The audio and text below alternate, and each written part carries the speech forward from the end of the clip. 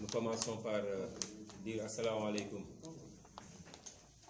Nous sommes l'UNAPAS, l'Union nationale des pêcheurs artisanaux du Sénégal. J'ai à ma droite le président national de l'UNAPAS, M. Moustapha Diop, accompagné d'une forte délégation de l'UNAPAS. Nous tenons cette conférence de presse pour une lecture de notre mémorandum. Nous préparons une marche de l'UNAPAS le 4 décembre 2020 à la place de la Nation jusqu'à l'ETS. C'est ce qu'on veut. Et sur ce, on est venu ici tendre la main à nos frères de No Langue No Bail qui ont accepté cette main et pour nous accompagner fidèlement pour la réussite de ce mémorandum, à la fin de laquelle on a élaboré 10 points de recommandation. Mémorandum des revendications de l'UNAPAS. C'est avec beaucoup de regrets, mais avec détermination que l'UNAPAS, l'Union nationale des pêcheurs artisanaux du Sénégal,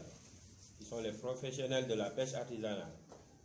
avons finalement choisi d'engager une série de manifestations pour être entendus. Après avoir montré notre bonne volonté, mais face à un gouvernement et un ministre insensible, nous avons décidé d'exercer nos droits constitutionnels jusqu'à obtenir gain de cause total et entière. Nous avons déjà dit,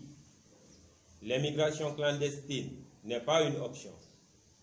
Protéger nos ressources, sauver des vies. Nous sommes donc porteurs d'une réponse sur la crise du secteur de la pêche, les difficultés des jeunes et l'immigration clandestine qui les tuent dans leur traversée vers l'Europe. Nous comprenons la détresse de ces jeunes, nous qui subissons la crise du secteur de la pêche, dans nos ménages, dans nos travails, dans nos quais de pêche, où les activités sont toutes au ralenti pendant que l'État reste passif. Et pire, continue de signer des accords sans régler cette crise et sans nous consulter. La crise du secteur de la pêche fait partie des causes de la cherté du coût de la vie des ménages et de la raréfaction progressive du poisson sur le marché alors qu'il fait partie de notre sécurité alimentaire. Faut-il attendre que le Sénégal se mette à importer du poisson ou que les pêcheurs vendent leurs pirogues pour admettre la gravité de la situation constatée et dénoncée, même par les chercheurs? Nous n'acceptons pas d'être sacrifiés au profit d'intérêts industriels et de multinationales étrangères. C'est pourquoi nous avons décidé d'engager une lutte de survie pour préserver nos ressources naturelles, notre travail, l'avenir de nos enfants et la sécurité alimentaire du Sénégal. C'était à l'État de le faire. Mais lorsque l'État faillit dans sa mission de protection première, nous devons agir, et tous. C'est donc pour sauver nos vies, nos ressources et l'avenir de nos enfants que nous, l'UNAPAS, exigeons aussi de l'État du Sénégal les 10 mesures suivantes. En premier lieu, l'audit de la flotte industrielle et l'annulation immédiate des licences et accords en cours. Le financement immédiat de l'évaluation des stocks actuels du Sénégal par le CROT, Centre de recherche océanographique de Thiaroye, dont les moyens techniques sont immobilisés volontairement pour cacher le niveau de surexploitation et la mise en place de mesures de restauration des ressources halieutiques sur la base de leur bilan. En deuxième point, geler la délivrance des licences de pêche industrielle au même titre que le gel de l'immatriculation de nouvelles pirogues pour la cohérence et un traitement équitable. En troisième point, compléter les étapes d'adhésion du Sénégal à la FITI pour la transparence globale du secteur. En quatrième point, publier immédiatement en ligne la liste des navires de pêche industrielle autorisés à pêcher au Sénégal et les documents d'évaluation du précédent accord Sénégal-UE sur le thon et le merlu. Impliquer toutes les organisations de pêche dans les concertations concernant la gestion des pêches sans aucune discrimination, incluant lors des négociations sur le plan international. En sixième point, protéger les métiers des femmes transformatrices et tous les autres métiers liés à la pêche. Aussi le dégagement immédiat d'un fonds d'appui à la pêche artisanale. C'est faciliter l'accès au financement à tous les corps de métiers du secteur de la pêche sans discrimination. Geler toute nouvelle implantation d'usines de farine d'huile de poisson et pendant ce temps, évaluer la capacité des usines existantes pour l'adapter au potentiel du secteur de la pêche et interdire l'utilisation de poissons frais pour revitaliser les usines de farine de poisson. Évaluer l'opportunité de développer une flotte moderne de pêche hauturière pour les espèces faisant l'objet d'accords avec l'UE afin de localiser leur production et capturer leur plus-value. Réaliser une évaluation actualisée sur l'impact économique du secteur sur les pêcheurs afin d'éviter les orientations publiques aveugles au détriment des communautés. Je vous remercie. Merci beaucoup.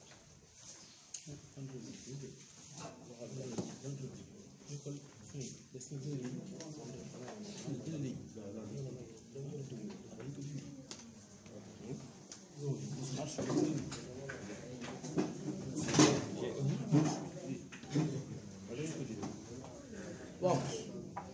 kon ñu jox suñu frère Moustapha Diop président UNAPAS moom mu def version wolof bi. Bismillah. Attention, c'est essentiel. C'est essentiel. C'est essentiel. S'il vous plaît, il y a une omission, une petite phrase. Allez-y. C'est très important. C'est la phrase. La marche.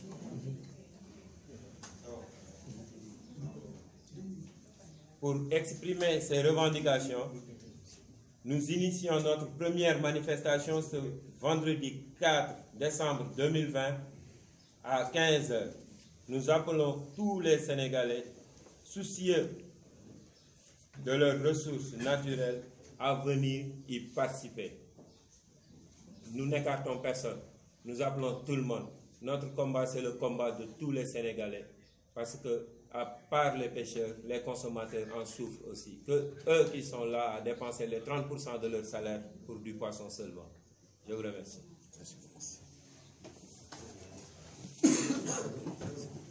C'est très important.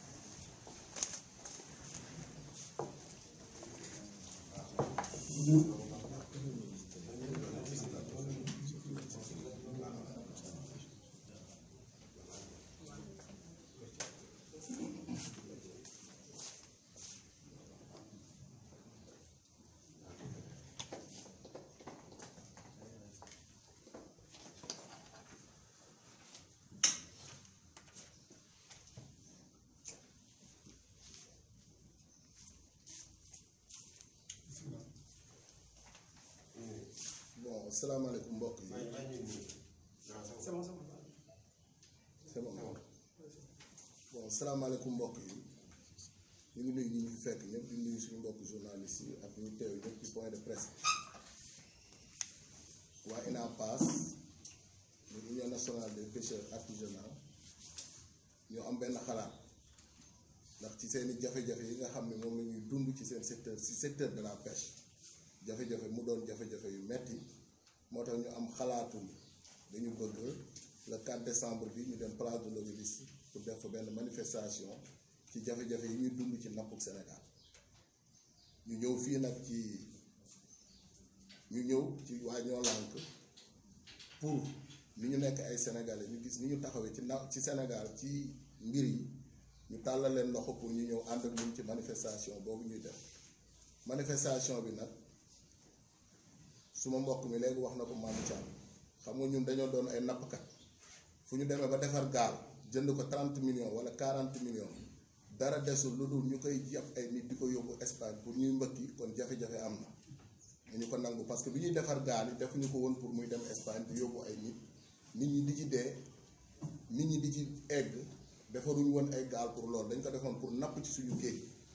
géej googu ñuy nappee nag géeju Sénégal la te ñun ñoo ko moom doon ay sénégalais ci jamono yi ñu toll nag ñu ci dund ay jafe-jafe yu metti dara waralu ko lu dul ay licence de pêche yoo xam ne ñu ngi koy jox ay chinois ay turc ak union européenne ak ay grec ak ñeneen ñoo xam ñu ngi leen koy jox ci réew mi xeex boobu nag dama jàpp ni lu xeexu UNAPAS rek même kiy lekk jën dafa soxla am jën parce que jën dafa am lu muy def ci yaramu doomu aadama kon bu ñu demee ba am jafe-jafe gis jën ci réew mi ñu nekk muy réewum Sénégal ñu nappkat yi dem ba am jafe-jafe dem nappi ut jën indil ko jox ko consommateur yi kon dafay jaar ñu taxaw wax li xew nag du dara lu dul dañoo nekk ci réew mi bokk ci réew mi doon ay nappkat kenn mësul gis nappkat bu génn ni day xuloo wala day def ay mars bu ñu demee nag boo koy def dafa fekk ni ñun amatuñu sax lu ñu dundee te dëkk Sénégal moo waral xale yi di dem moo waral xale yi di jéngu sax man dama wax ni sax dañuy jiyaat dañuy gàddaay pour génn réew mi ndax nit koo xam ne dañ ni la boo duggee ci géej gi fa nga jëm man ngaa dund man ngaa dee nga forcé ni da ngay dem pour dee kon veut dire que ni yow bëggatoo dara ci réew mi nga nekk muy jafe-jafe boo xam ne moo ni dañ koy dund moo waral ci immigration clandestine bi mool yëpp dem bañ naan 400 et quelques personnes dee nañ ci te li ci ëpp nag ci immigration clandestine bii ñu fii ñu toll nii tembe ay nappkat rek ñoo gàddaay di génn réew keneen gàddaayal di génn réew mi nappkat yi la ak marchand ambulant yi nga xam ni jël nañ seeni place ak chauffeur taxi yi nga xam ne mënatuñu am client bu ñu yem ak ñeneen ñoo àndandoo gàddaay di génn réew mi loolu nag bi mu ñu dalee ñun nappkat yi ñu gis ni investir nañ ay gaal ay 30 millions 40 millions bëgg a liggéey mënatuñoo liggéey suñu géej fu ñu wëlbatiku bato mbëkkuñu ci géej gi jën bi ñuy napp mu nekkoon jay wëyën yaboy ak merlu ak beneen xeetu jën coof kocc ruur jariñ ak baase kibaaro xeetu jën yooyu yëpp bato yi ñu ngi koy xëccoog ñun da ngay gis bato boo xam ne day jógee Gambie wala mu jógee Casamance soob mbaal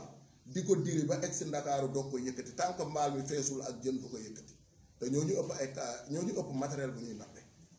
bato boo xam ne day jógee Saint-Louis soob mbaalam di ko diri ba Ndakaaru mu fees mu doog ko yëkkati pour mën a dem pour mën a yab jënam ñun nag duñ ko xoolee ba ci yàgg ñu xam ne bato yi ñoo nekk ci biir géeju Ndakaaru ak biir géeju Casamance ak biir géeju Salmadi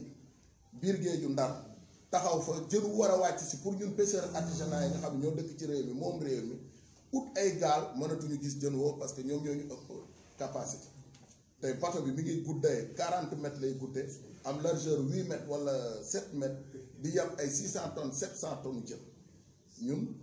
mënuñu amuñu yooyu moyen amuñu yooyu mooy ñàkk moyen boobu nag moo tax ñoom ñu taxaw jën woowu bu masaana jóge ci biir géej immigré wàcc si ñun dañ koy jàpp te ku ne xam na ni këru nappkat yi ci tefes gi am na ci kër yoo xam ni bu géej amul jën du ñu lekk du ñu naan amuñu fonction ci littoral bi de Cap Skirring à Saint-Louis ci 718 kilomètres loolu nag impacté nañu impact boo xam ni à l'heure actuelle yuuxu rek moo ñu dese dara desewul parce que dundatuñu lekkatuñu naanatuñu nappkat yaa ngi ser seen gaal ci géej gi amatuñu essence bu ñu yóbbu géej nappkat yi ñu ngi ser seen gaal ci géej gi ñu ngi teg seeni gaal ci kaw amuñu luñ ko peinture amuñu luñ ko defal ku sa mbaal dagg mënatoo ko defal ku ci sa caas amatoo caas yoo nappe mënatoo ko jënd man amoo loo ko jënd machine gaal mi ngi jar Sénégal Gambie gi mi ngi fi jar 2.900.000 fii mi ngi fi jar 3.800.000 et quelques mille boobu différence lan la essence su gaal Sénégal la gën a cher que fii ci région ci sous région bi ñu dendeel kon jafe-jafe am na ci nappkat yi jafe-jafe boobu nag moo tax ñun nappkat yépp ci Sénégal INAPAS porté combat bi jiitu ci kanam ni man maay les pêcheurs en activité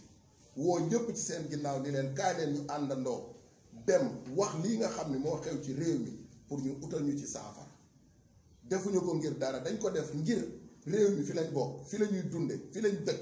ba pare ñu bëgg a jël tubaab yi jox leen suñu alal tubaab yooyu nag ñun ñu ngi daw di dem ñoom ñu ngi daw di ñëw loolu mooy suñu problème à l'heure actuelle mën nañ xam ni géej gi boo ci duggee foo daw foo wëlbati ko ay bato ñoo ci nekk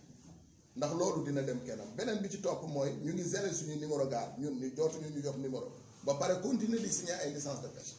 ak tubaab yi te joxuñu ko Sénégalais yi tubaab yi Sénégalais yi tamit am na Sénégalais yoo xam ni dañuy dem fekk benn entreprise boo xam ne amoo sax boo taxawlee sa entreprise amoo 500.000 francs bëgg ni da ngay jënd bateau 5 milliards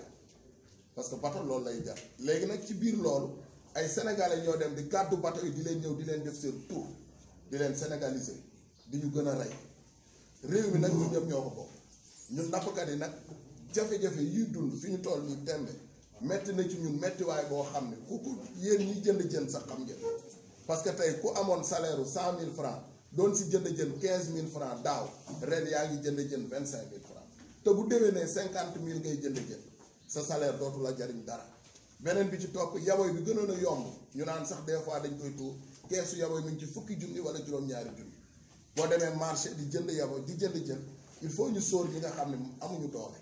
parce que tey ku dem di jënd jën benn yaboy 200 francs nga koy jënd te yaboy boobu juróomi dërëm la doon jar wala fukki dërëm wala 100 francs léegi nag sénégalais yi ndax ñun bëgguñu lekk coof ndax ñun bëgguñu lekk ruur wala jare ndax dañu nekk ci réew mi tubaab bi di ñëw jël suñu jën dem lekki ko ñun bàyyi ñu ñun sénégalais yi nga xam ni ñoo ni woon ñun suñu plat national ceebu jën la ñun toggatuñu ceebu jën parce que poisson congelé la ñuy lekk non seulement loolu yaboy bi ñu daan safale moom la ñu ndawaloo léegi kon am nañ jafe-jafe boobu nag lañ bëgg ñu nguuru Sénégal xam ko ut ñu koy wax ci Sénégal mënu 60 personnes ñoo ci dem géej bu ñu teeree 10 personnes ñooy tibb jël ay bool di ko tibb di ko def ci ay kees 40 personnes ñoo koy yenu di ko yóbbu ci kaw ci oto bi te ñun dañuy maye jën bu ñu teeree dañuy maye mooy ñi ñuy neeral borom oto bi ko jënd daf koy glacé ci oto bu paree daf koy yóbbu Tamba wala Kédougou mu ne 300 kees mu jox ko 300 jigéen ñu détaillé kon ñun dañu créer emploi boo xam ni dafay ñëw ànd ak mairie yeeg ñëpp ñoo ciy am xaalis te kenn financé wu ko ñun ñoo ko financé suñu bopp kon ñun ñoo ñu ko financé suñu bopp soxlawuñu dara lu ñu dimbali ñu suñu géej de jën dellu si ñu bàyyi tubaab yi ñuy jaay suñu géej jaay nañ suñu géej ba mu jeex tàkk man li ma jàpp sax mooy fi ñu toll nii est-ce que duñu natt ndox mi sax di ko def ay bidon di ko jaay voilà merci beaucoup. bon manifestation bi ñu ngi ciy woo sénégalais yëpp waaw merci. bon manifestation bi ñu ngi ciy woo sénégalais yëpp xuloowuñu xeexuñu yàquñu suñu alalu réew dañu woote rek pour ñun sénégalais yëpp ñu daje place de l'Obélisque di ñaan ñi nga xam ne ñooy jox autorisation ñu jox ñu autorisation parce que suñu droit la ñu ngi koy doog a demander ci Sénégal bi Sénégal amee ba léegi nappkat mi ngi fi doog a demander pour ñu may ko mu dem taxaw wax li ko naqari dellu ci biir këram xeexuñu xuloowuñu wootewuñu dara loo xam ne violence dañu woote rek pour ñu xam ñun am na lu ñu naqari te yàgg nañ ko jàmbat depuis ministre yi fi jaar yëpp ñu ngi koy jàmbat te amul saafara dafa tombé ministre bii fi ne nag mu gën a pire léegi nag ñuy woote président de la république pour ñu jox ñu autorisation de marche ñu dem place de l'Obélisque woo askan bi yëpp UNAPAS moo ko organisé mais mi ngi ci woo askanu Sénégal yëpp muy journaliste bi am na ci woo nañ ko fa woo fa kuy lekk jën ak ku mu mën a doon woo nañ la foofu parce que bu ñu amul jën du ngeen lekk kon yéen ñëpp jóg leen ñu dem place de l'Obélisque wax li ñu naqari bu ñu waxee li ñu naqari nag ba pare ñu delluwaat suñuy kër xool ba xam ñoom dinañ ko saafara am de parce que napp gi fi mu toll dafa laaj ñu def assise de la pêche toog ñun ñëpp autour d'une table muy consommateur yeeg UNAPAS ak secteur bi yëpp ñu toog wax jafe-jafe yi ñu jéem ci utal solution parce que loolu la ñuy fale gouvernement nguur bu ñu koy teg pour mu utal jàmm population la te ñun amatuñu jàmm kon lëkkaat ñu ngi woo sénégalais yëpp place de l'Obélisque waaye UNAPAS ñu ngi woo sénégalais yëpp ñu daje place de l'Obélisque si jàmm ak salaam def li ñuy def ku nekk delluwaat sa kër ci jàmm ak salaam